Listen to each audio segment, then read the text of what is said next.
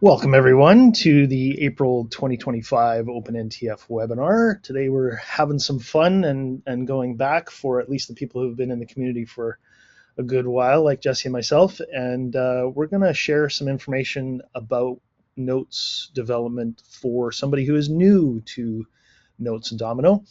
And this was primarily came about as a result of talking about resources that are available for people in the community who are coming into Notes and Domino new. So we're going to have a little bit of fun today and maybe leverage some of the people who are on the call and see if you've got some tips that you'd like to share as well. Let's jump into it. So Jesse and myself are doing the presentation today. And just the very quick opening like we always do, a thank you to our sponsors, HCL and Prominic, for all that they do and help put events like this on.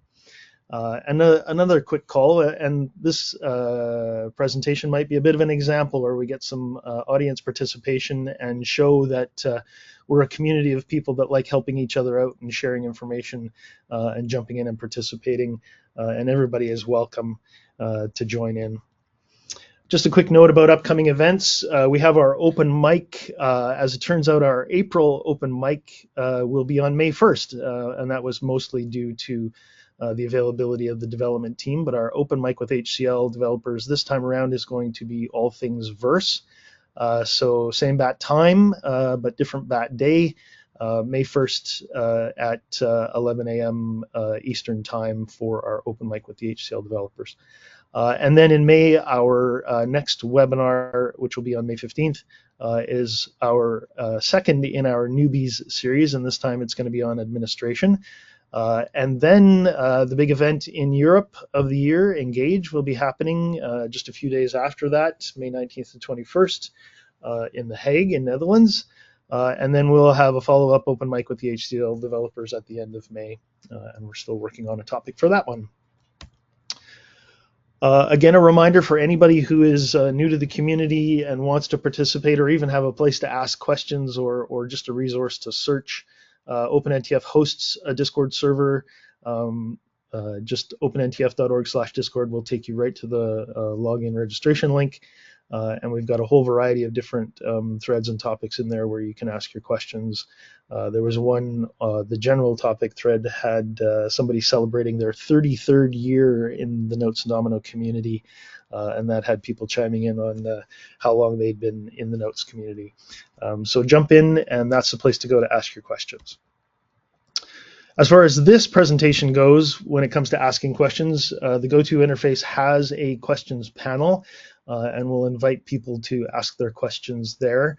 And as we're going along, I see a lot of names in here for the attendees that have been in the community for a long time. So if you hear us talk about something that triggers either a tip or a best practice or a warning for something that you've experienced, please pop that into the questions panel, and we'll share those towards the end of the video or the end of the presentation so that it gets recorded on the video. And with that, we will jump right in.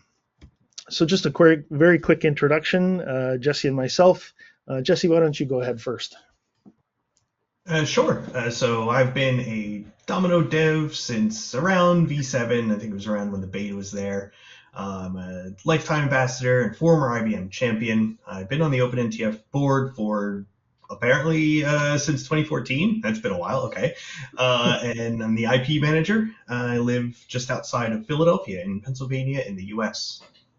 Right, and I mirror a lot of Jesse's experience, except I've been doing it a lot longer. I've just passed my 32nd year of since my first Notes and Domino training on version 2.1. I also am an ambassador and a former champion, also involved with the Canadian user group, and been on the board since 2018, and I am in Vancouver on the EE west coast of Canada. So what are we going to present today? So we're going to mostly start off with who this presentation is for, who have we geared the conversation towards, and then really go right back to basics and explain what is Notes and Domino, show you what Domino Designer is, because as a dev, that's the tool that you're going to use, at least for the basics and getting started. I'm going to give a demo on how to build a basic application. We're going to talk about agents and how you can build automation into your applications. give some tips on how to debug and find problems, and then talk a little bit about how you can use Domino to build applications that you access either through a mobile device or a browser, and then share some resources and questions at the end. So jumping right in, who is this presentation for? Basically, it's people who are new to the Domino world. You either have been hired newly as a Domino developer, or you happen to be around for a while and are the last person who maybe used a Notes application and there's a dusty old server in the corner and something just broke and people are coming to you to try and figure out what's going on. In terms of development experience, we're going to start right at the beginning as well. So you don't have to be a full-blown programmer to use Notes and Domino. In fact, the growth and explosion of Notes and Domino was that you could put it in the hands of what was called at the time the citizen developer, which is somebody who's doing their day job and have a piece of paper or some kind of a workflow that they'd like to automate. And people were able to pick up and learn how to build those tools in Domino on their own. So if you've got a basic understanding of Excel macros, you can use Notes and Domino. But we also want to talk to people who are perhaps full stack devs and are Node.js people. And what is this thing called Domino and how do I interact with it? And of course, if you're a Java developer, Notes and Domino is for you too. So all levels of experience, but you've got some idea of how to write a little piece of code, and we're gonna start there. Wanted to share this slide. So version history, and of course the version numbering is a whole lot longer than this. You can find it on Wikipedia if you want to go and look for it. But Domino has passed, Notes and Domino has passed its 35th birthday. And is still going strong. There's a lot of people, including both Jesse and myself, who have built entire careers working with Notes and Domino. So as much as people like to complain about how old and clunky it is, and we'll certainly pull back the bandages on some of those warts during this presentation, but it's still a rock solid piece of software, and businesses thrive on it. Those that still use it. But just quickly for information, and the main reason I wanted to bring this into the conversation is that dusty old server that's in the back corner could be running one of these older versions that is no longer in support. I have clients running version 9 right now. I've worked on projects very recently with versions as old as 6.5. So there are all flavors of Notes and Domino out there in the world. Our presentation is mostly geared towards the newer versions from a development perspective, but a whole lot of the stuff that we're going to show today, in fact, almost all of it, applies to those older versions. So if you're coming in and you're sitting down and touching some of this stuff, just for reference, the current version in production today is version 14, the most recent version, with some fixed pack releases on top of that, and version 14.5 is about to be released. Only versions 12 and 14 are currently in regular support. All right, Jesse, take it away. All right, so I'm gonna go into a bit of what is Notes and Domino. What are Notes and Domino? I'm not sure about the correctness there, but the next couple of slides will be a kind of mix of a high-level overview and some metaphors as to how it's like things you may encounter elsewhere, and also kind of explaining its age a little bit. So the quick terms are that Notes is the client app, and Domino, for almost all its life, is the name of the server. This is now kind of retroactively dubbed a NoSQL database. It predates that term by a good era and is sort of the granddad, but it is that. So if you are a developer who's familiar, as we'll get into, with what would be termed a document-oriented database, this is that. As with all of this age stuff, I have a whole slide that will talk about how sometimes when you're dealing with Notes and Domino, you want to think like it's 1996, which is a good long while ago, but you may see if you were around then, or if you've seen things, you will notice things that are very similar. And I'll give a little overview of the general structure of IDs of documents, and then the similarly named concept of IDs for users and the like. And then dip a little bit into replication. So to start out with, the server Domino is a all-in-one box, mostly. sort of thing. So the same server handles the data storage, the client access, HTTP, mail, all sorts of other things. It does directory access. It does all sorts of things, and you can add more to it. This is unusual. Most of the time, if you are setting up a development, a server, you'll have your app server and you'll have your data storage, and it will connect to a mail server somewhere, and they all, kind of work together, but they are separate things. Like your data storage is not the thing that is also running your application. So it's weird that Domino does this. It's very convenient in a lot of ways that Domino does this. So you have neat tricks, something that I won't go into depth for, but if you do Domino development or administration, you'll run into, which is a mail-in database. So you can have an email address that will go from outside, it will mail in, and then appear in a application as opposed to just a user's mailbox. And like that, there's a lot of implications of that. There's a lot of neat tricks you can do with that to this day. And there's a lot of similar sort of integrations and things that you can do. But it is important to note that this is weird. If you do development in other stacks, it's unusual. This has also led to a strong community culture of everything in Domino, since most things can fit in there. So whenever there's a new thing that it's like, oh, this product does this other product does that, and there's a lot of impulse of, can we do that in Domino in the same exact thing without setting up a separate server or separate application?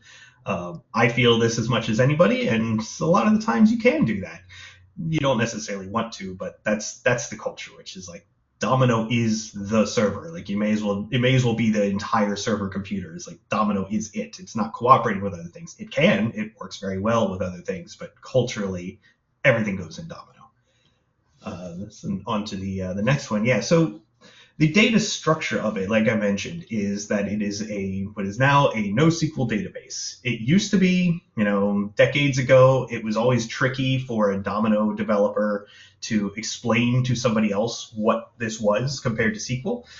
You don't just have to say, no, it's not SQL, it's this other thing. You can't do that. You shouldn't do that. Now we at least have a term for it.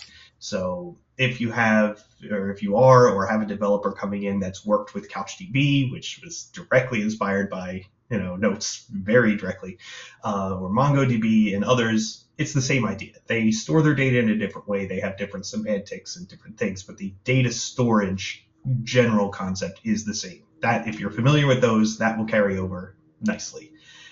And it shares some peculiar characteristics with this. So if you're coming from, SQL, the idea that you can have a very flexible, quote unquote, schema is extremely easy in Domino. If you just want to add a field, you add a field, done. You want to add attachments, easy. You don't have to worry about breaking them up or doing a weird thing with the table. You just attach. Great. You want to have complex data, like, different types of data, rich text, things like that. It's kind of easy. You start running into some caveats if you're used to JSON data where you would have multi-tier objects and arrays and things like that. You hit some limits, but generally kind of easy. But on the other hand, performance reporting, very hard. Not impossible. You can do some stuff, but it is not. The infrastructure around it is not there in the same way. And this is something that entire businesses have been built on. Enforced data integrity, other than something at the very end of this presentation, don't try yourself. If you want to say, oh, this document has to have the name of a customer from this other document and it can never be different, don't even try doing that. You can try keeping things clean, but this is the sort of thing where, and this goes with other NoSQL databases as well, which is they gain things by trading these things away. But then one of the other things that is gained by this sort of structure, and also Domino's history and one of its greatest features, is that it does replication. So it's straightforward to have a regularly synced replica of a database on many servers. So this, it's not a main and backup, it's the same database. So one of the canonical examples that Graham brought up to me is the notion of like a Navy having servers that are on submarines that when they surface, they replicate, but then when they're underwater, they don't have very good internet access. And so they have the full database, they have the full application, and then they get to the surface, they replicate, everything's in sync, and then they have it there. That's the sort of thing. So, now that's, mobile offline access, that sort of thing. that would be replication. And Domino has had that essentially perfectly for decades. And that's one of its differentiations, and that is something where when you're dealing with Domino stuff, you will run into that and you will gain from that. It's one of the core things that you'll need to know about, which is basically it's very, very easy to have mirrored versions of a database on multiple servers or locally. And then onto the data structure. So I mentioned it's a document-oriented database. Essentially, everything in this is what's called a note, hence the name. And each note is it's like a collection of fields on a thing. So data documents are notes, but so are forms, views, and other elements. You don't necessarily always need to care that those other things are notes, but sometimes you do, and it's very handy. In general, you have data and design. When Graham starts showing you how to build an application, those will be the quote unquote design of the application. Data are the things like if you have customer, and on the customer you have fields like name, address, phone number, etc. All documents are in the same pool. So this is another area where if you're used to SQL, you'll have a table that's, the customer table, and you'll have the set, the invoice table, that sort of thing. And those, you can do things with both. You can join tables, but those are separate entities, quote unquote, physically. Whereas in Domino and other NoSQL document databases, the only thing that differentiates these documents is that there's a field called form and it has a different name. You can turn an invoice into a customer, or you can turn a customer into into anything else. You don't normally do these things, but you'll see if you deal with notes applications, sometimes you'll have what would be termed workflow applications where, rarely they change the form. There are other ways to do it, but you might change the form to indicate the phase through a process where it's the same data, but you just kind of change what it's being called because it has entered into a new phase. And so this is potent. It can be weird. You can run into odd things, but much like with some of the other NoSQL trade-offs, you gain interesting abilities from this. But it is always important to know there's only one pool of documents. There are no separate tables. You might see different views. Logically, your applications will show only one type of document at a time, most of the time, but that's not a requirement. You don't have to ever split your documents that way, but you generally do, but you don't have to. Each document has two identifiers. There's a node ID that is unique to the specific file on the server. So this is getting into replicas where if you have server A document's node ID might be 123, and then on server B, that same document would be 456.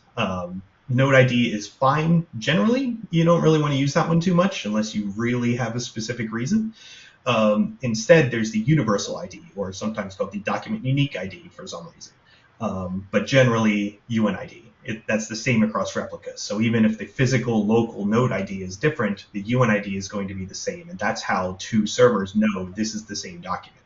So when they're replicating, you say, oh, this document was changed here, update the same one over here without creating a new one.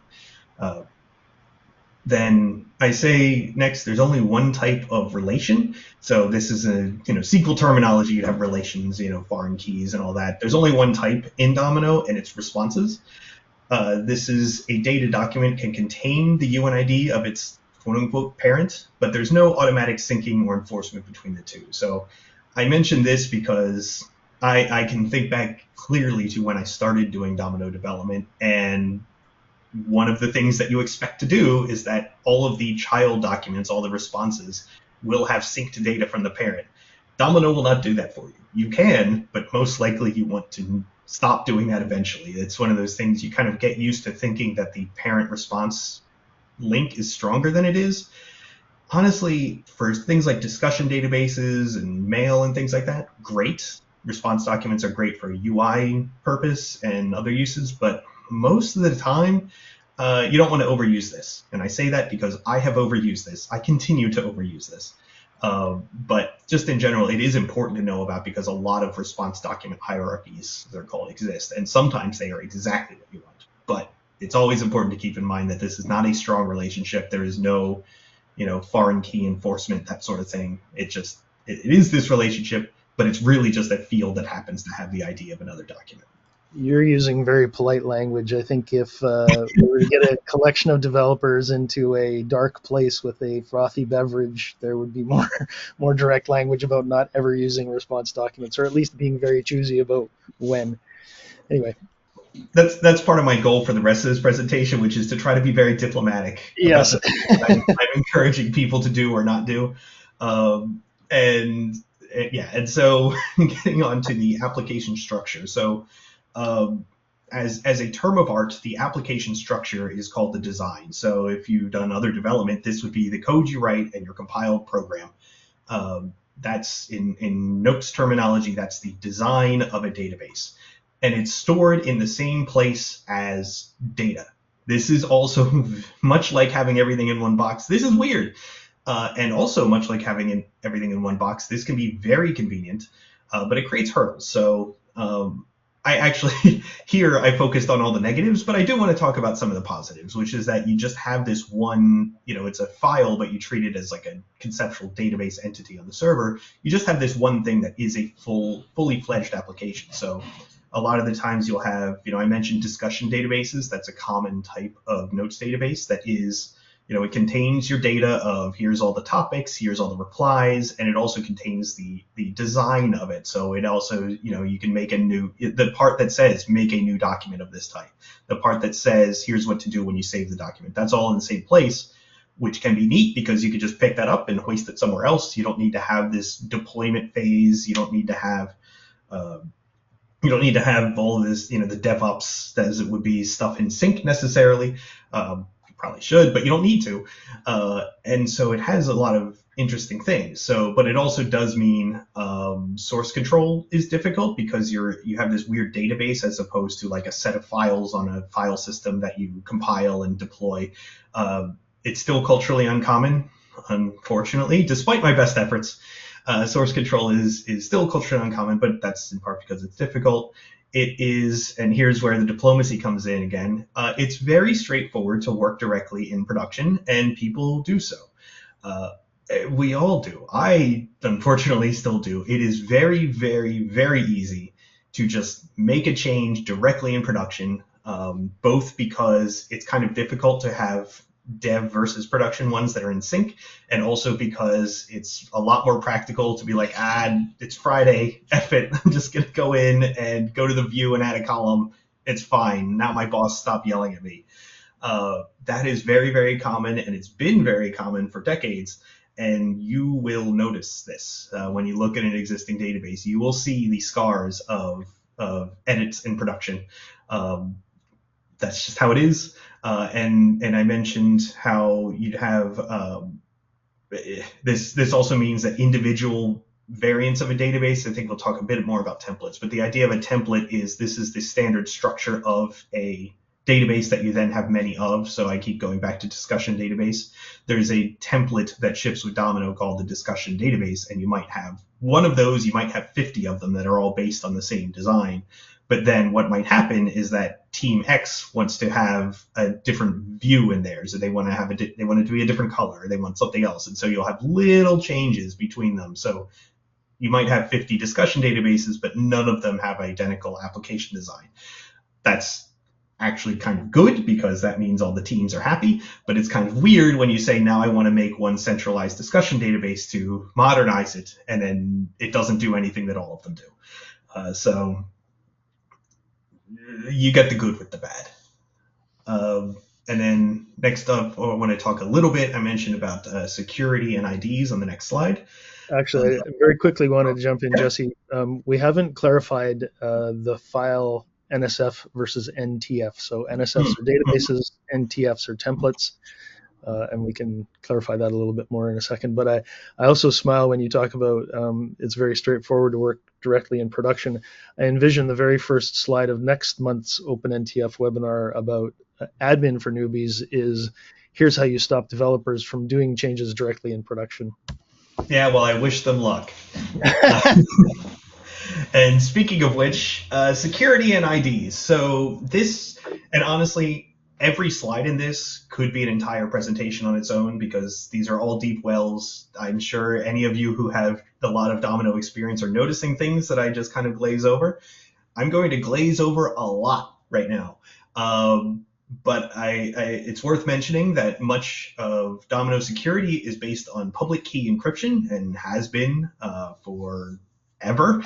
And so a Notes ID is a file that contains your cryptographic keys to identify you as a user. They're issued by a certifier, which creates validity chain. So that's how a server knows that Joe Schmo in some org is Joe Schmo from some org and not just someone who made an ID called that.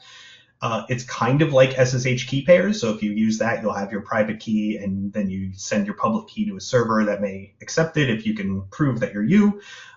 It's kind of like the trusted root concept from TLS where you have a chain there. This is a lot of glazing over, but if you've used those, it's kind of like those. It's kind of like a lot of other similar concepts. Servers also have IDs in a lot of ways. They're basically the same as a user ID, but they are a server, and so it's the same thing. So servers can also sign data, so you can sign to verify integrity, and you can encrypt to create secrecy. So this happened and happens a lot with mail. That's kind of one of the a lot of Domino concepts are to the end of making mail good. But you can sign mail to prove that you were the one who wrote it. You can encrypt mail to only allow certain people to read it. But one of the benefits of this being a single stack is that you can do this in any application. So signing comes up a lot when you're working with development and deploying applications, but you can also sign documents to show, okay, this invoice was done by a person with this Notes ID. Ideally, it's the person who Notes ID belongs to, but at the very least, they have the ID in there. They unlocked it.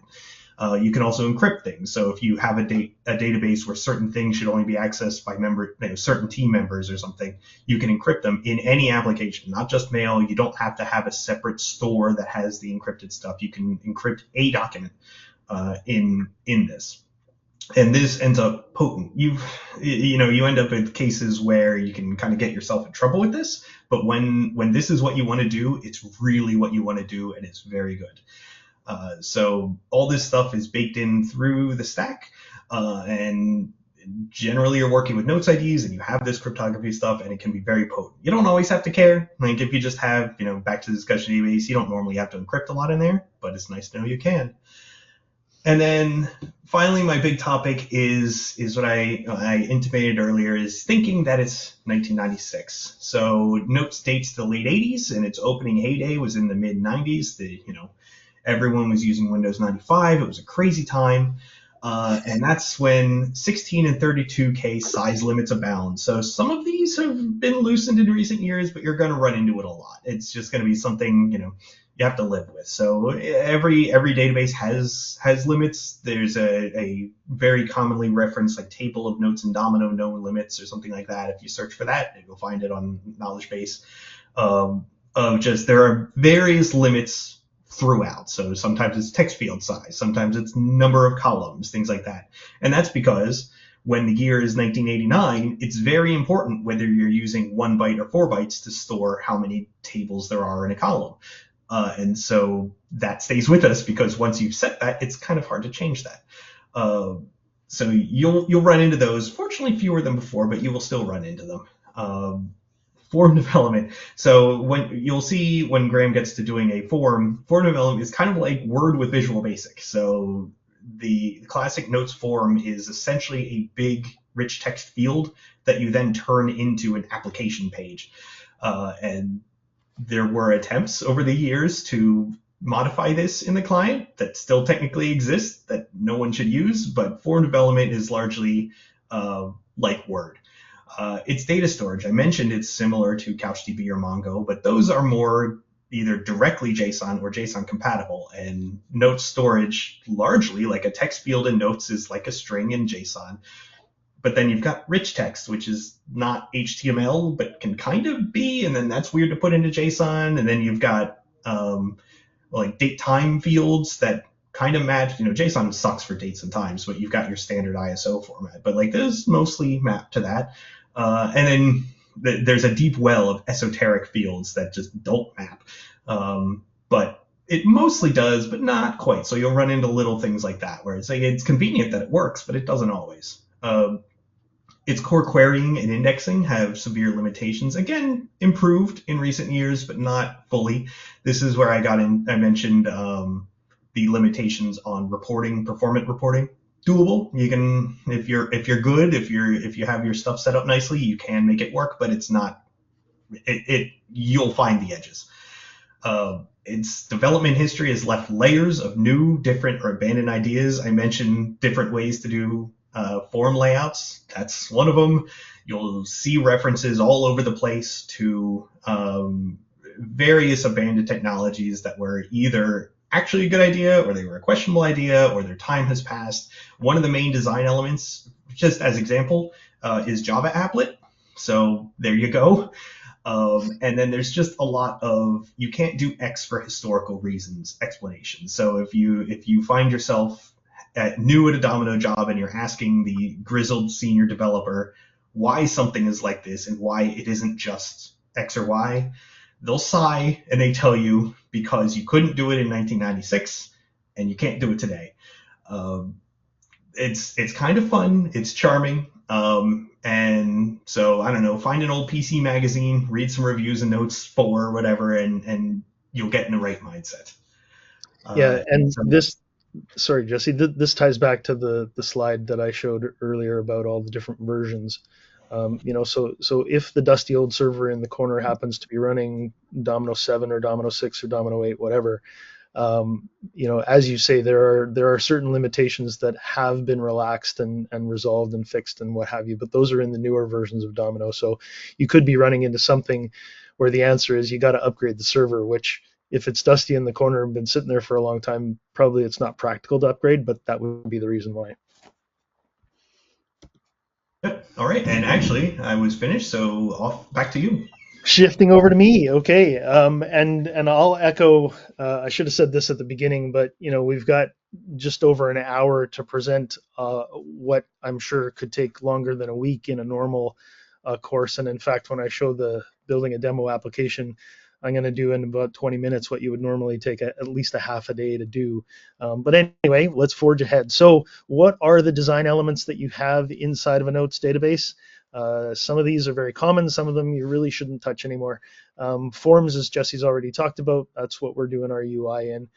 Fields, and you can also have shared fields, but that's where we're storing data. So we can have strings, text, numbers, dates, etc. But we can also have interesting things like readers and authors, and this is where we are allowed to get into more subtle and restrictive security on who's allowed to see stuff and who's allowed to touch stuff. And of course, rich text fields, again, give us the flexibility to very quickly and easily add file attachments, for example, amongst other things.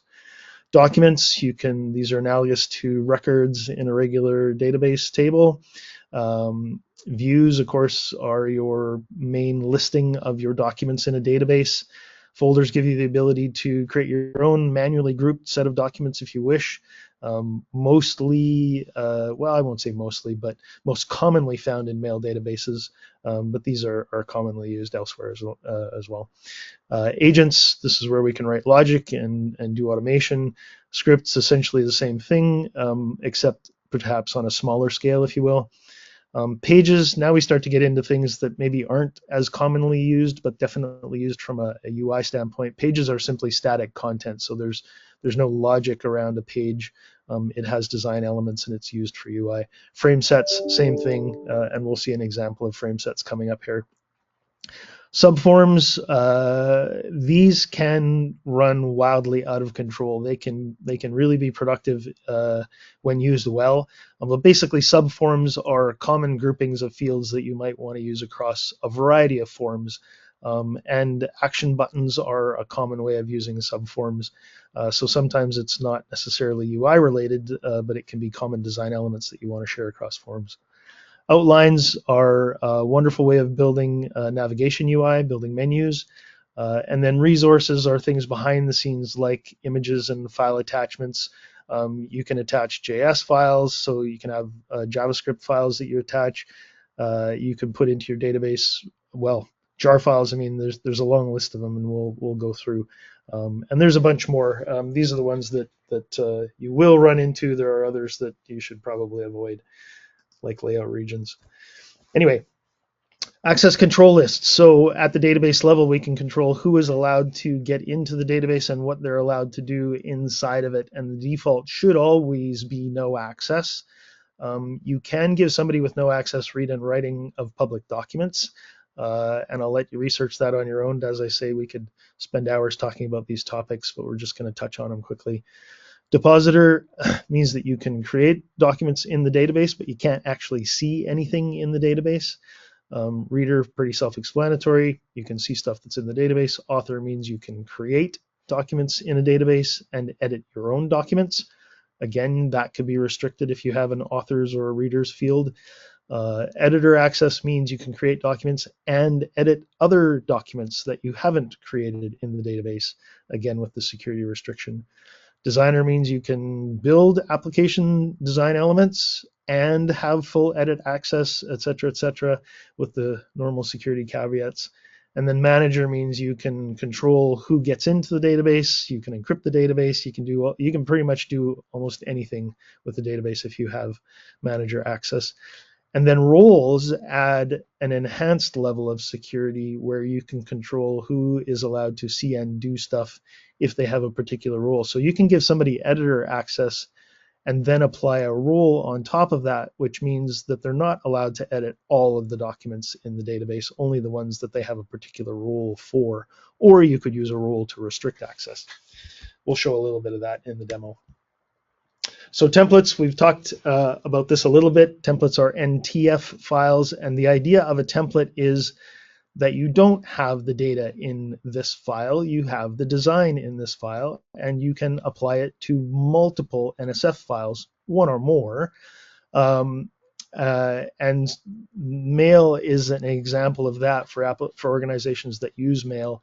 If you've got 500 people, you have one mail template and 500 NSF files that are mail for each individual person in the organization. That's the best example of it. I personally use templates to do version control. So after a production version is released and we now have additional application development to do continuing on, I'll make a new copy of the production version template, increment the version number, carry on my development in that new template, and then when I'm ready to release the design of the new template, I'll just apply the new template name to the existing production NSF, and it will get the design that I want to give it. Which is great when it comes to bugs, because if you release something that is a problem, the rollback strategy is simply to apply the previous template that you were already using. So that's a best practice tip from me. Another important thing to understand is that if you do use templates, and this is a shout out to Heiko, he brought up this tip. If you use templates, and like Jesse said, you've got the power to actually go and do design changes in production right against directly the NSF, well, overnight Domino will run the design refresh tasks and apply all of the design changes from the template to the NSF. So anything that's new that doesn't exist in the NTF will be lost. So that's a tip to make sure that you don't lose your design changes because you're not using the template that you should be using. This is a title of a presentation by Scott Good that I saw many, many years ago called There's No Fixing Ugly. And for all of us that have been in the community for a long time, we know very well the argument that there are so many poorly designed looking applications in the Notes and Domino world that Notes and Domino kind of take on or bear the brunt of all of those developers that have gone in the past who didn't really have very strong UI design skills. And so this presentation by Scott, which you can find on the internet, is a step in the direction of saying, here's the things that you need to pay attention to as a developer to make your application look good, or at least look usable, and reduce, if you will, the limitations of people finding it easy to use your application. The good news is that just within the last couple of versions, HCL has built a tool called Restyle that allow you to apply a consistent look and feel design across your applications and make them easy to use, good looking, and we'll show an example of that. Okay, Domino Designer. I'll actually show this when we get into the design side of things, but Domino Designer is where you're going to be able to find all your different bits and pieces. The one thing that I want to mention here is the design synopsis. So if you're in a position where something is broken and you're trying to do the debugging, design synopsis is something that we had way back at the beginning, and it isn't a perfect tool, but it is kind of a poor man's ability to output the entire design of your application or subsets of it. You could say just I want to see all of the form design elements, and it'll dump out all the code, all the fields, all of the validation formulas and whatnot, and give you the ability to, in just a big text output, do some searching to see if you can find terms that are coming up in your debugging for where things have broken. All right, I'm going to take a quick drink. And we'll switch over here. Hide-when formulas. We'll talk about this in a second, but hide-when formulas are, well, challenging. You need to adjust your true-false thinking. So we're going to build an application here, and as I said before, I'm going to do in 20 minutes what would normally take about 4 hours. But here we go. So new application, when you build a new application, you can choose to have it local or on a server. Local means it's on your local workstation's hard drive. We're going to do that. And I'm going to build a simple little inventory application. So you can choose what folder you want to put it in and what the name is. And you don't have to put a file extension here. It'll automatically call it an NSF. As Jesse was talking about, you have the option of encrypting your database when you start. From a development standpoint, I would recommend probably not encrypting it unless you've got specific reasons to do so. And here's where you can choose a template for your design if you wish. And there's Mail that I mentioned before. We're going to just start from scratch, but you can do your design importing here if you wish. So we have a database here. It has no design. It has no data. First thing we're going to do is have a look at it in Domino Designer. So we've got some specific screenshots on this stuff coming up later, but this is what the layout is. So here's where you build your forms. Here's where you build your views. We mentioned folders. Jesse's going to talk about X pages and custom controls.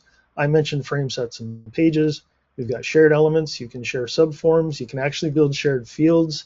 When you're building views, you can share columns, and I've got some horror stories about that you'll have to catch me at a different time to talk about. I mentioned outlines, and we didn't mention navigators. Navigators is something you should probably avoid. Agents, script libraries, and so on. Jesse will talk about this stuff. So I'll get into it here. Let's build a form. So we are going to build an item in our inventory database. Very simple. You've got a properties box over there. I'm going to start with the title. And one of my best practices that I like to do is I like to use a table for putting my fields in. It really helps with just UI layout and making things easy to see. So this is a start in the right direction. All right, we have an item code, we have an item description, and these are just labels. We'll put the fields in a second. We can have a category.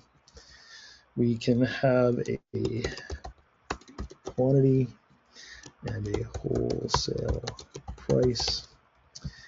And I'm going to put something called an inventory date. Really, what I want to do here is I want to illustrate what a date field looks like. But for the purposes of our scenario, this is the last time that inventory was counted. Okay, and then we put our fields in. Oh, look at that. So we've got smart icons I've been using across the top here to speed things up, which is how we add our fields. Now, in this case, it's a text field. It can be editable.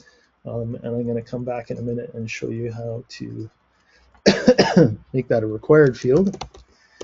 Item description, same thing, just a text field that's editable. The category field is a pick list. And there's a couple of things to note that I'm not going to get into. But when you build a list field, one of the things that you can do is you can enter a hard-coded list, and those are the values that people get to choose. You can enter a hard-coded list and allow values not in the list. You can use a formula for your choices. You can do address lookups and so on. I'm not going to get into the formulas. We'll just put a couple of things in here. What did I have? Bolts. And you can choose sort, and there you go. Now, allow values not in list. I want to take a wild guess and say that every single longtime developer on this call right now cringed when I mentioned allow values not in list. Best practice, don't do this. This basically jeopardizes your data integrity. You can get uppercase, lowercase, words with spaces, improper spellings. You can get all kinds of garbage in a very active application over a very short period of time. And it's something that you can work around and do a different way. You can give a separate list that people can enter values into, a separate view that you can have some admin control over, and then use a formula to look up the values from that view to put into the list. So I'm going to leave it at that. That's something that we can come back to on Discord if people have more questions. Okay, now a numeric field, QTY. There's no rule here with your fields on uppercase, lowercase. That's purely a design consideration for yourself. In this case, quantity, we can make sure that, let's say we don't have any decimal places, and we do want to have field delimiters, and we want to say punctuated at thousands. Okay, and then we have a price, which is going to be a currency field. As it turns out, currency fields are numeric fields with some formatting. Wholesale price. So it is a number, and we can say that it's currency. It's going to fix at 2 decimal places. We'll put punctuated at thousands. And of course, you can change your custom. You know, if your country's currency uses a different sign for currency, you can change that. And then we're going to do a date field, and there's a couple of considerations with date fields. First is that you want to have a picker. So the picker is the calendar time control. I'm going to leave this as is. The consideration is that the calendar time control picker in read mode is ugly. So what I typically do is I will create a display only field, also mark it as a date field. And when you make I will make it computed for display. So computed for display means it's not saved in the database, whereas you can have computed fields or computed when composed. Those fields do get saved in the database. Computed for display is simply for display only. So you can say, I want to show the inventory date field, and then we get into our friends, the hide when values. So in this particular case, we are going to hide. It says paragraph, which means everything in this line. So if there was more stuff, it would all be hidden. In this case, we're going to hide it when we read the form, and it automatically selects printed, which is a good thing. And the display value we want to hide when we're in edit mode, which means we get the picker when we're in edit mode, and we get the display value when we're in read mode. Okay, a couple other things quickly. From a UI standpoint, these are just a couple of my own best practices. So I set all borders to 0 on my tables, and then just use top and bottom borders. And we can do a couple of other things here, like just play with the UI. So let's make that smaller. Let's make all of these bold. And let's put in a little bit of spacing so it looks a little bit nicer. These are things that I've just developed over time that I like to do. Okay, let's go to the window title. So we can put a formula in here. We can say if is new doc. We're going to say new item. Otherwise, we're going to say item and add in the item code and the item description. Oh, I got a problem.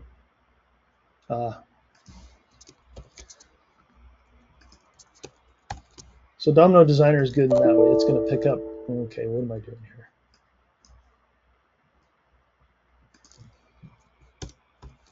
to new doc, do that, and that.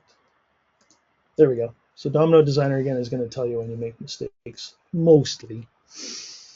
Okay, and the other thing that I want to do is I want to make these required fields. So input validation formula, if item code is not blank, we pass in success, otherwise we pass in failure. Item code is required.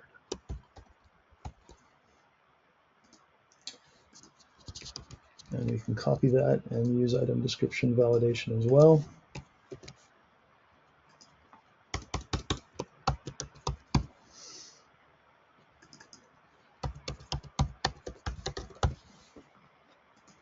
Okay, there's our form. Now we need a view in order to show the forms. So by default, you get an untitled view. That's where you can start. So we're going to call this one inventory. And we're just going to list off the columns that we just created. So all I'm doing here is I'm double clicking in the top bar, which adds a new column. And we'll just type them all out. So bear with me here. Item code is a field. You can put a formula in a column if you want, which means you can do things like concatenation, which is kind of useful. We're going to make this sorted, so we're going to sort by item code. And now we're going to have description.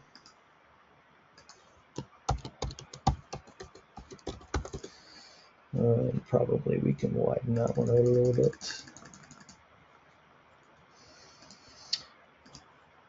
And then category.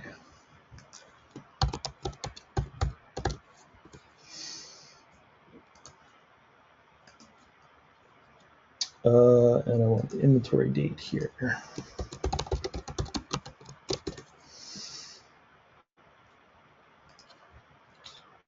And then quantity. Now quantity, numeric fields, you can turn around and you can say, okay, this is a number and I do want to have it, for example, punctuated at thousands. We know that this isn't going to be a decimal place column, so that's a consideration. And then we've got our wholesale price. And this is going to be a numeric field that is currency, and it's going to be punctuated, and we are going to have decimal places in this one. I'm going to make sure I put my field in. And that was too many, so you can just delete it. All right. Now, a couple of other things. Let me just hit save quickly here. Selection formula. So I just clicked in the body here, and this panel changed. You can have a selection formula. By default, you get all documents in the database. And best practice is that if you build a view for a specific form, that you select that form. So form equals item. Now, in an application that has just one form, you don't really need to care. But keep in mind that you don't need a form in order to create a document in a database. Jesse may touch on this a little bit later, but you can write code that creates data in your database that isn't tied to a form. And your views can get really messy if they are pulling in all documents in the database when they are designed for one particular type of form. So best practice is to select one or more forms. You can select multiple forms into a view if you wish, but best practice is to always use a proper selection formula. A couple of other things just quickly. Let's put a couple of action buttons in here. So edit document you get by default. All you got to do is turn it on. And we are going to create one more action, which is new item. And our formula here is that command compose item.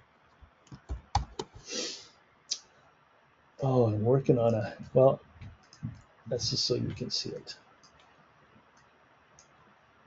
All right, there's our view. Now, as I add those action buttons, I'm reminded that I was supposed to put some action buttons into the item form. So let's do that. Create an action, close.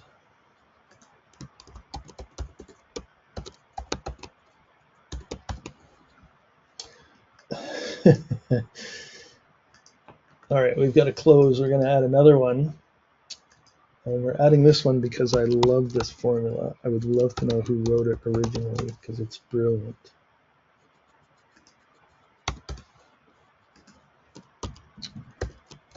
If that command,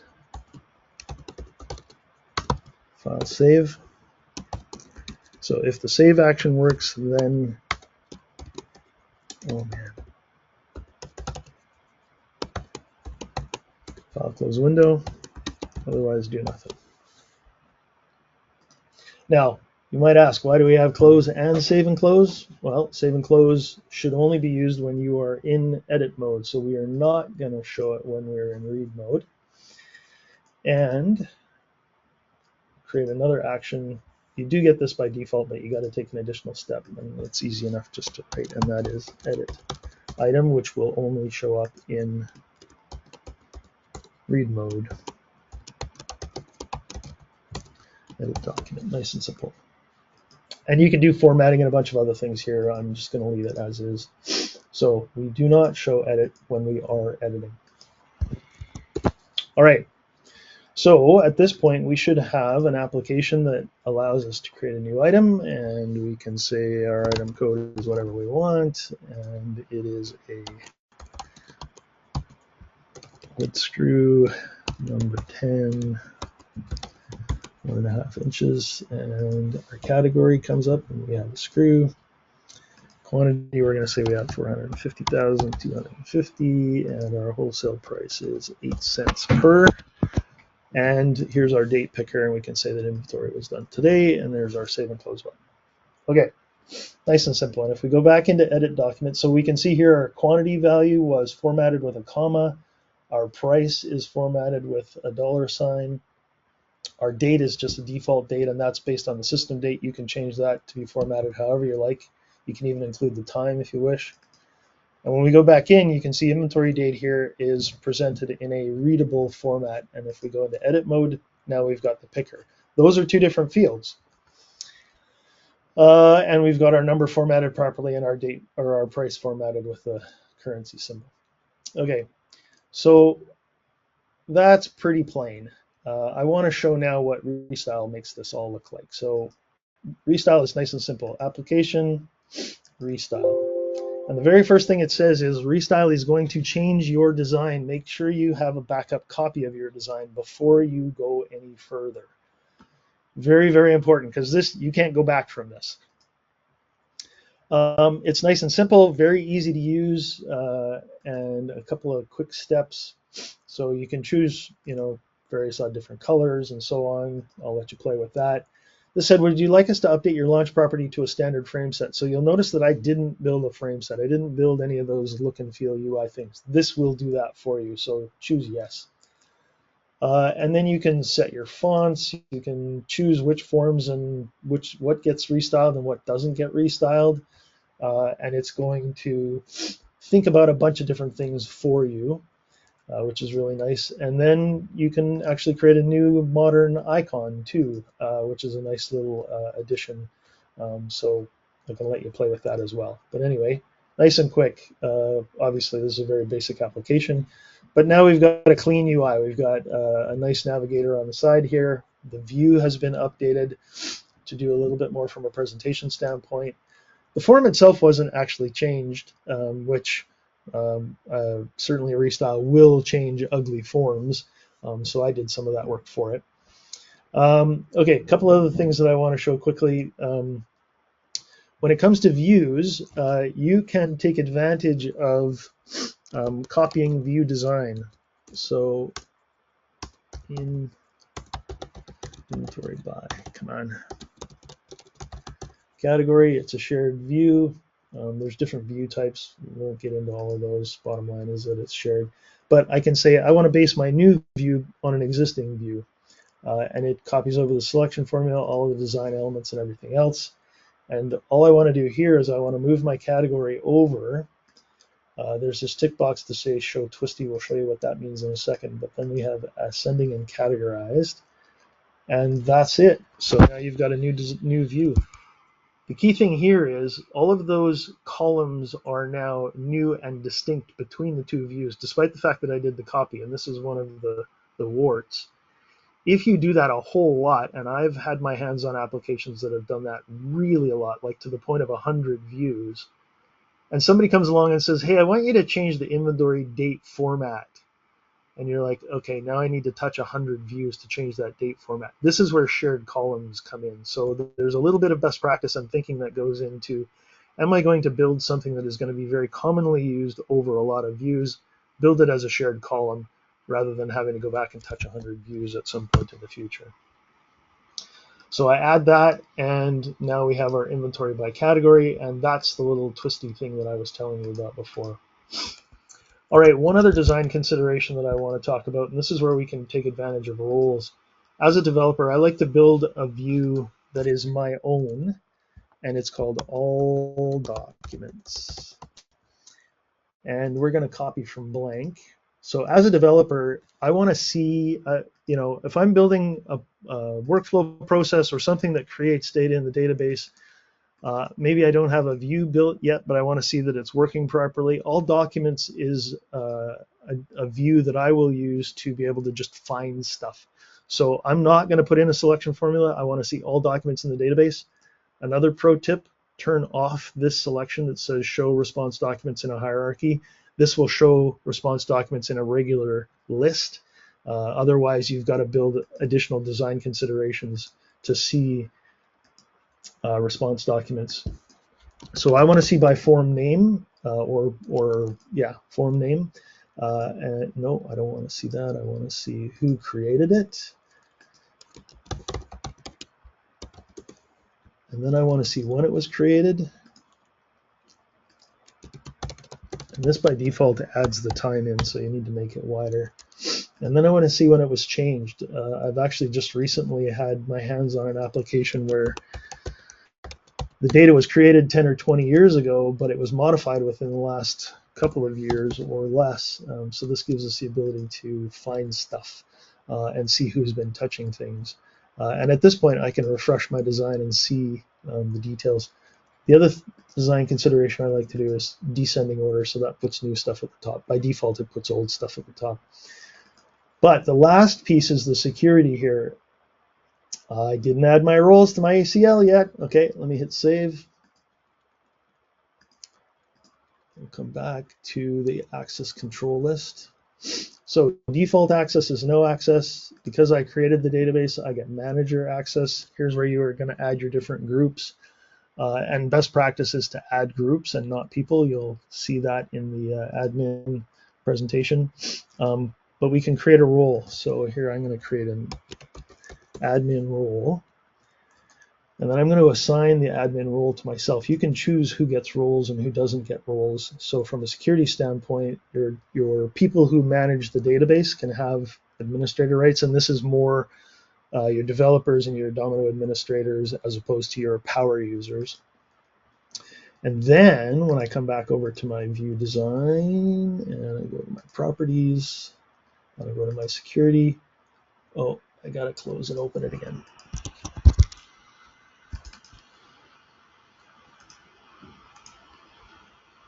Oh, what the heck? Oh, I turned that off, and now I got admin right there. So now I've said that this view is only available to people who have the admin role. We can close that off. Go back, and here we are. Now we've got all documents, and you can control where that shows up if you want to get creative. You'll notice I didn't put any action buttons and stuff in there. This is just a view for myself. All right, so honestly, a lot of the rest of this presentation is meant to be a little scary. This is, I kind of want to talk first a bit about, so Graham showed, here's the basics. Here's a form and a view. You saw little bits of code. That's what's called formula language. And those are kind of the default canonical places that code goes. But one of the things that you will need to know, both when writing code yourself, in here's the things you can do, and when looking at existing code, as in here's the things that you're going to have to find, it's that code can be ferreted away all over the place in Notes. So this is a partial list here, so form and view scripts. So you had those forms and views, and then there are scripts attached to them on open, on query open, and on edit document, etc. Forms and views can have action buttons. So Graham showed you the basics there of edit document, create new document. Those action buttons can be essentially arbitrarily long. You see in this little screenshot here a language that we don't really have that much time to go into, but it's called LotusScript, and that's a VB derived one, and that's the first arbitrary complexity language in Notes, and you'll find a lot of that. And so here it's just a button that's on a page, on a form. So forms and pages, they'll just have a button, and then behind that you will find 8,000 lines of code. This is where design synopsis comes in. There's a database script. You can have actions and outlines and navigators. You can have shared fields and columns. You can have subforms. You can have hide when formulas. And most of all, you can have agents. So agents they're very roughly similar to stored procedures in SQL. It's a stretch, but if you know what those are, that's your starting point. The main conceptual use is for scheduled or triggered actions. So you can have a daily maintenance. So there's a lot of times you'll just have something that runs at 3 a.m. that maybe it makes a summary for an executive. Maybe it deletes documents that are expired. Maybe it updates times or something or other, or just processes things and says, oh, well, this will give a count of users as of whenever. You can have it when new mail arrives. I talked about mail in databases, so you can have it so that mail goes into your inventory management application, and then an agent runs to process it and rationalize it with everything else. You can have it when documents are modified, and there are a couple more triggers. It's worth noting that the signer of the agent, and so this gets into what I talked about earlier with user IDs, where everybody has a ID that they are signing when they save a design element with. That determines much of what the agent can do. There are rules as far as if Joe Schmo signs an agent, they are able to do X, Y, and Z. This is at the server security level. That gets into admin territory, but it's useful to know because if you have not been given rights to do things, agents running as you are not given those rights either. Those agents essentially are you.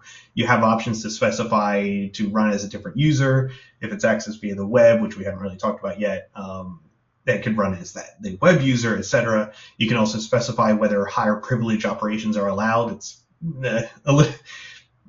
some operation. It's weird what those operations are, but you do have some granularity there.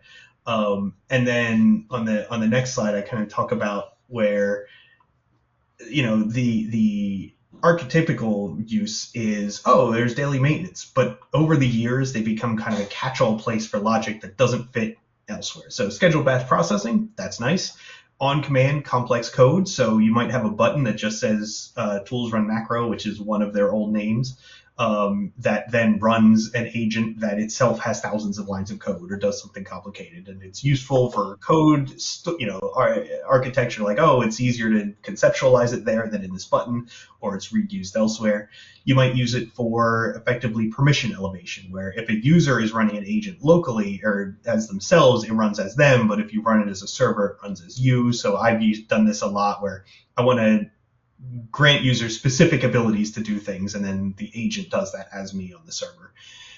In classic web apps, which I'll warn you about later, you can do some complex logic there that you can't otherwise do. You can write agents in Java, which is not normally much that you can do with Java in the Notes client, but this is a way to get that in there on the client or server. So you'll see that a lot, especially if you're doing stuff with you want to use POI to process Word documents, etc., or hopefully Excel and not Word, but you could. It's a way to do janky REST APIs. This is something that a lot of people have done where it's it's a thing that you can access via the web and you can put arbitrary code in there, and this is a way to do it. And you can, in theory, write out an entire web app using this. So we're getting pretty far from scheduled processing of modified documents into you can do anything. So if you're diving into an existing web and Notes app, or you're writing a new one, you might still do this. You're going to run into that, which does get a bit to debugging and tracing, which can be fiddly in Notes. Yeah. And again, we're blurring the lines because this is such a wide topic. We're blurring the lines between the basics But getting into LotusScript and Java, so as Jesse talked about the different agents and how you can write them, out of the box, we've been provided with something called a Notes log class. And the Notes log class, essentially, it can do a variety of different things, but one of the neat things that it can do is it can write out to an agent log database. Pretty basic stuff, but you can basically say, if this happens, go create a log entry in a log database, and then have that to be able to refer to. If an error happens, write it out to the log database, and that's using a class that's available within the programming language. On error statements are the other way to do things in LotusScript, and then within that you can do different print statements, and I've got one coming up here. Those print statements will go to the console. If it's running on a server, it'll go to your Notes client. There's a status bar in the bottom of your Notes client. If it goes to the server, then you can refer to them again back in the log database. If you're trying to figure out something that went sideways during overnight processing or whatever. In Java, we've got try catch. We do not have try catch in LotusScript. And one of our colleagues, Paul Withers, has just been part of a project to rewrite LotusScript for Voltamax. Try catch is now in VoltScript in Voltamax. There are debuggers for tracing, certainly in LotusScript. The Java debugger, maybe I'll let Jesse chime in on that if you have any thoughts. But there are debuggers that are available for us to use. They work. It's the best way to say it. And for new developers, pay attention to this error message: object variable not set. If you do not have proper error handling, end users will see this error, get a confused look on their face, and may or may not call you for support. Object variable not set is a very common error in LotusScript. And the only thing I can really say, the bottom line is that you've got a class variable that doesn't have a value in it. The only thing I can really say is pay attention to properly handling errors in your code, and maybe jump over to the Discord if you've got questions on those, and we can take those offline. Figuring out where errors are happening is equally challenging. Because, as Jesse said, there's so many different places where you can write code, and you can even get beyond the errors happening in this database. I've spent time trying to debug something where we figure out that there's code running in a different database that is acting on the current database's data. So you can look for all different places. The only thing I can really recommend there is when we get into proper error logging, your error statement includes saying what function actually caused the error. And that may seem obvious to those of us that have been doing this for a while. But for newbies, that wasn't something that I knew to do when I started writing LotusScript. So help your future self by telling your future self where the problem is happening.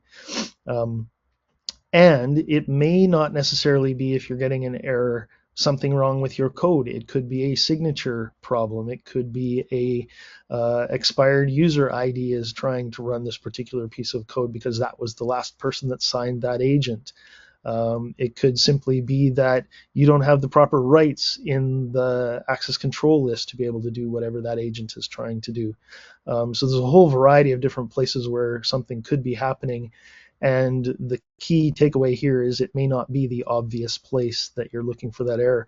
In fact, one real quick story with the recent December server problem where all those patches were released really quickly. HCL did a great job of solving a bug that was in the Domino server. One of my clients upgraded their server version, and all of a sudden an agent stopped working. It took us quite a long time to figure out what was going on, but what had ultimately happened was that the Domino security internal wasn't allowing the agent to read data from a mapped drive on the server box that the Domino server was running on. And that was an expected and planned for security upgrade in the Domino server. But we started looking at Oracle access codes in Windows and trying to figure out why this agent wasn't working before we managed to figure out that it was the actual server upgrade, that we couldn't do it anymore, and so we had to change a little bit of the architecture of how the agent ran. So logging, this was what I mentioned on the previous slide. This first line here, print error, give yourself the error code, give yourself the error description, and tell yourself which line of code it ran or it errored on. This is in Lotus Script.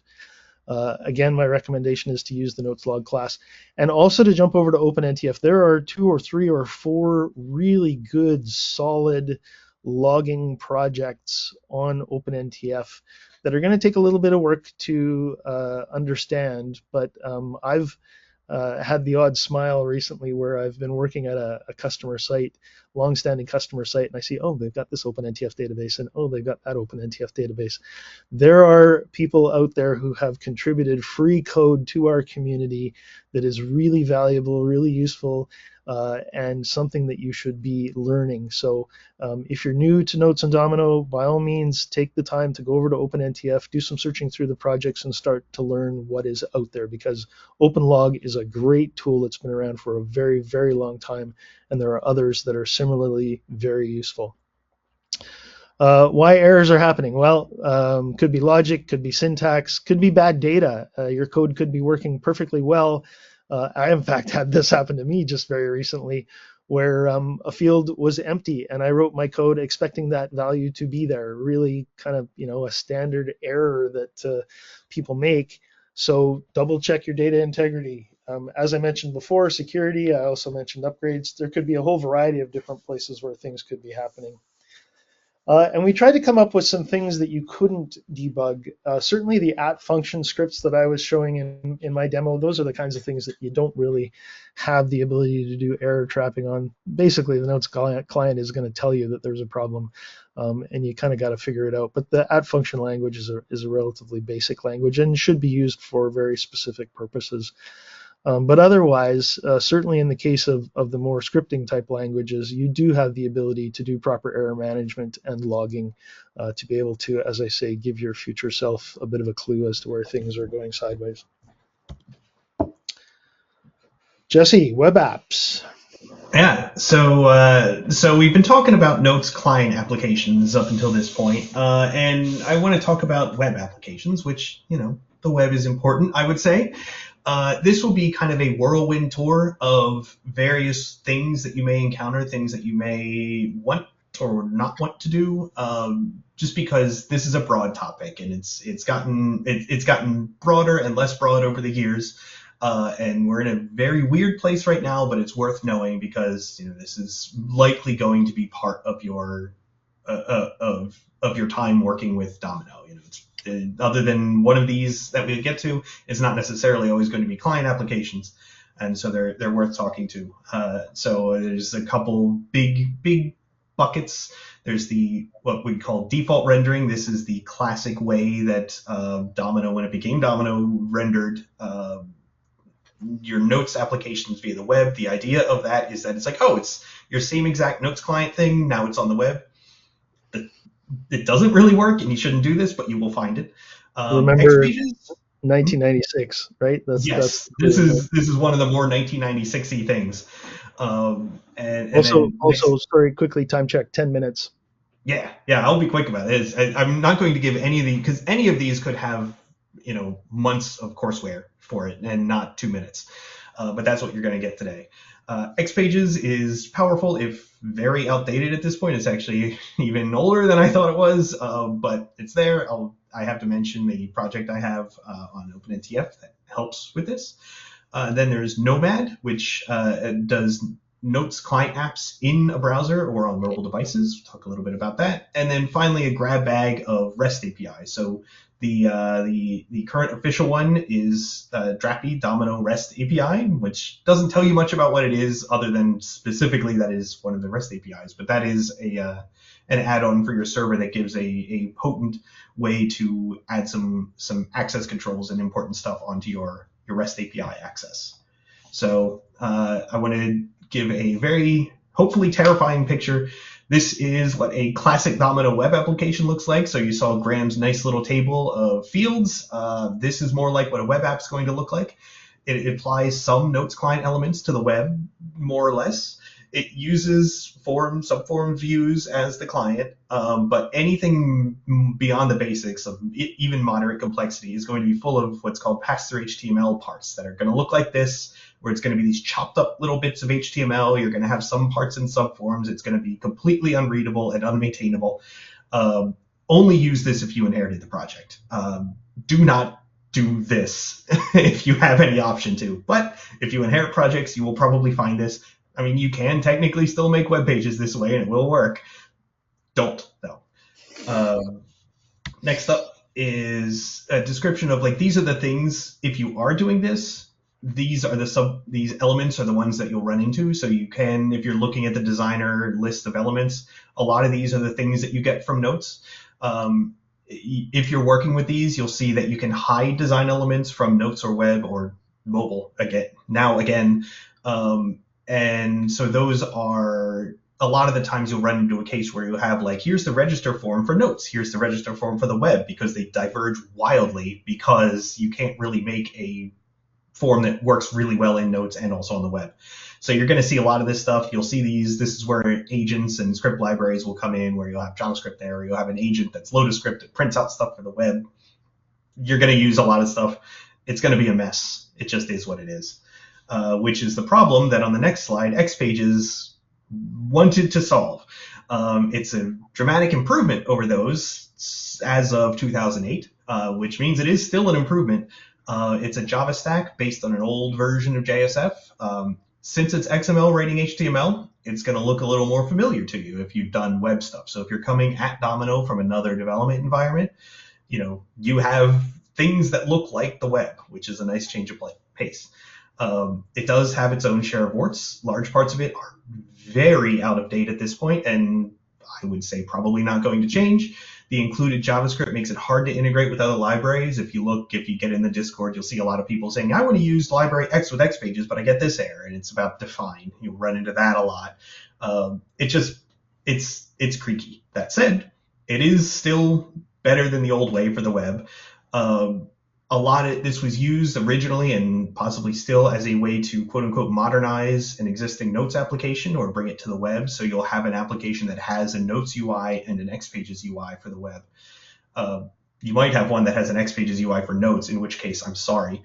But a lot of the times it's used for, here's the new UI for the web to make it more palatable than using classic design elements. And so you'll have the form, the type of UI that Graham was making, and then an XPages UI that also works with that same data.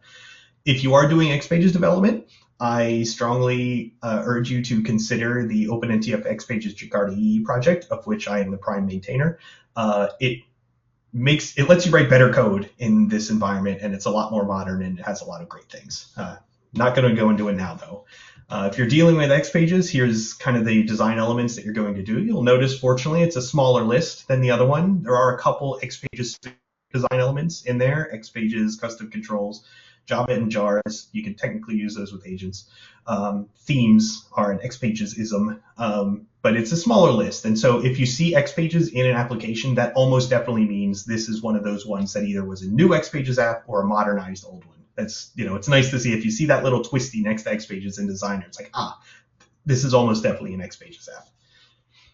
And then next up, I spelled nomad wrong somehow, even though it's not a complicated word. Oh, wow. That's not supposed to be gnomed. It is nomad because it stands for Notes on Mobile and Devices, I think. It refers to both the iOS and Android applications, like the native apps on mobile, and for Nomad Web.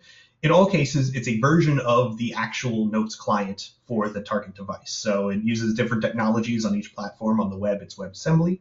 There are special considerations for apps, but the idea is that you run these as is. So you take your Notes app and you run it on there. There are, you can't do things with Java, you can't do X, Y, and Z. But the idea is, okay, well, the other ways to do Notes apps on the web were a bust. Just throw the Notes client at it. One thing that comes up a lot is that even though Nomad Web is in a browser, it doesn't render with HTML, CSS, etc. Like, there might be little bits around the edges, but a lot of times people ask, can we use advanced JavaScript on our forms in Nomad? No. It is basically, it's like you're looking at a virtual machine, but nicer. It is actually, it serves a very important purpose, and that's what you'll run into, which is like, all right, well, we don't really want to do web apps. Here's Nomad. It will work, does the job, but this is a way to do web stuff. And then finally, Quick one on the Domino REST API, Drappy. This is a relatively recent entrant. It lets you add schemas and rules. So if you follow the Drappy path, you will get some more data integrity than you have other paths, just because it's standing in between you and the data, and so it gets to enforce this. It's largely unrelated to other dev types, although it does use documents and views. So like you don't work in the NSF other than working with views when you're doing Domino REST API stuff.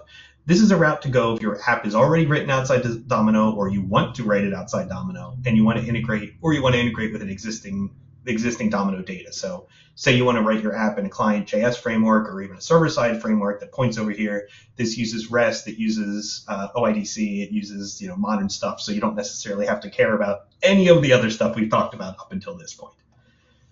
All right, whew. I think that covers it for the different ones, all of which could be their own presentations. And we got 4 minutes to spare, so we got one piece of feedback and a question here, but some resources and more information. Collaboration Today is an OpenNTF project that basically aggregates blog posts about Notes and Domino, so it's a good place to go and see current conversation and posts from people in the community about what's going on. I included the Domino Wiki NSF link here. The Domino Wiki has a lot of information in it. Much of it is outdated, but it is a good resource for places for people to start. And then I also included the HCL Software University URL here. Not a lot of content, much at all, actually, with respect to Domino development. But there is administration information in there, which, when it comes to security, is going to be relevant for developers. So that's definitely a place to go.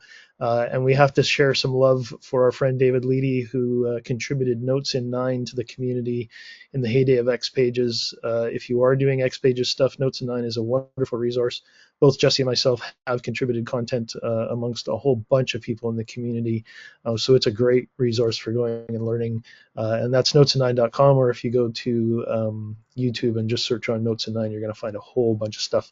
We've already been playing up other things that OpenNTF has to offer.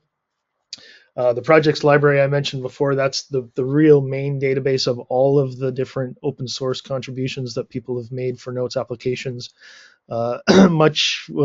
Much more advanced than the one that I showed, but they all have their own merits and lots of things that you can just learn by picking apart an application and going and digging in to see what it does. Snippets is another great resource. So this is a searchable database of code snippets. So if you go to openntf.org, snippets is right in the top menu, and if you're trying to do something in particular in a particular language, there's filters and searching that will help you find what you're looking for. And then, of course, all of the stuff that we've been doing over the years is posted to YouTube. All of our webinars are all up there. If you go to the webinars page, you can do a search through the last 5 years of webinars that we've been doing, and then have direct links out to both the slides and the actual YouTube presentations. And this last one I wanted to highlight, HCL support news on Telegram. This is something that I can't recommend enough for everybody in the Notes and Domino world. Get the Telegram app on your phone and subscribe to this feed. Whenever HCL posts new releases, tech notes, information about Notes and Domino, especially in critical situation environments like the one that happened on December 13th, the information was available there first. And it was that event that led me to actually subscribing to this feed. It's been available for several years, and it is a wonderful resource for knowing about the latest and greatest of what's going on in the Notes and Domino world. And with that, we have 1 minute for questions. Okay, let's jump right into it here. Actually, the first one I wanted to share was Paul's feedback. So Paul Withers is HCLite now, former director of OpenNTF for a good many years and a great contributor to the community. His comment when I was talking about design synopsis, he said Eclipse's search in Domino Designer 8.5 almost immediately replaced my usage of design synopsis, and I can echo that. It's much more useful, in my personal opinion. If you understand the DXL format, you can also make modifications, not for the faint of heart, and always worth creating a backup first, but it's a great resource to use. So just searching in Domino Designer is quite powerful. Oh, Fred. Hey, Fred's sharing a whole bunch of different links here.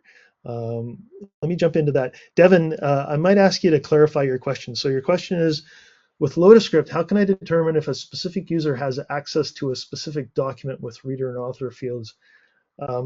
I'm assuming you're not asking about a one-off there. You're wanting to do a larger thing. So maybe you could give us a little more context so we can give you a better answer. So Fred's been sharing some links here. Fred is a colleague of mine that also works at HCL. So the LotusScript book, nsftools.com/tools/ls-book.pdf. I'll actually put these links in the show description. Oh, there you go. Jesse's sending them out. Visual Basic, LotusScript for Visual Basic programmers, another book, and then an awesome resource from Breaking Par Consulting, which I've used actually, and that link is going into the chat as well. Not going to read that URL out? Say again? BreakingPar.com, you're not going to read the whole URL? No, I'm not going to read the whole question. You got any quick thoughts on Devin's question about with LotusScript? How can I determine if a specific user has access to a document? I have unmuted Devin. If he wants to expand this question, he can talk now. Thanks, Rob. Go ahead, Devin.